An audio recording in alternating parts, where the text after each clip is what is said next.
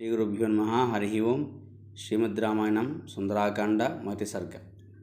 తస్య వేగసముద్ధూతం జలం సజలదం తదా అంబరస్తం బిభ్రాజ శారదా భ్రమివాతతం తిమినక్రజుషాః కూర్మా దృశ్యంతే వివృతాస్తదా వస్త్రాపకర్షణేన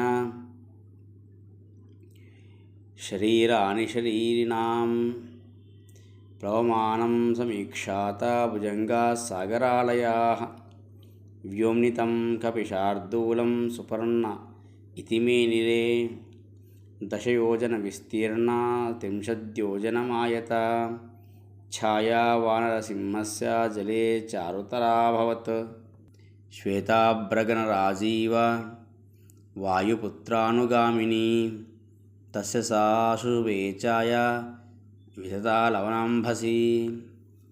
హనుమంతుడు ఆకాశంలో ఎగిరే వేగానికి ఆ సముద్ర జలాన్ని కూడా పైకి చిమ్మి ఆకాశాన్నంతా కూడా వ్యాపించను. అది చూచుటకు ఎలా ఉన్నది అంటే శరత్కాలంలో నీళ్ళతో కూడిన తెల్లని మేఘాల వలె కనపడుతున్నదట. అలాగే ఆ ఆకాశమున విహరించే హనుమంతుడు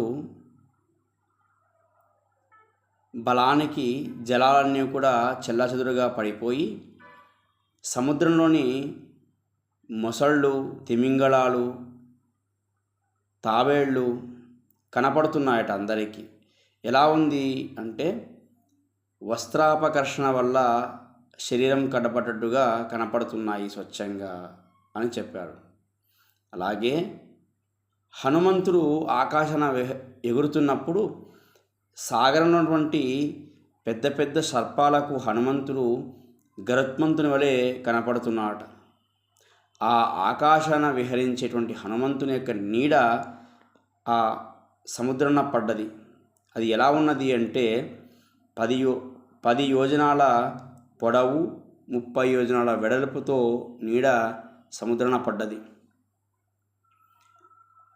ఆ నీడ ఎలా ఉన్నది అంటే మేఘము వలె కనపడుతున్నది అని చెప్పి వర్ణించారు.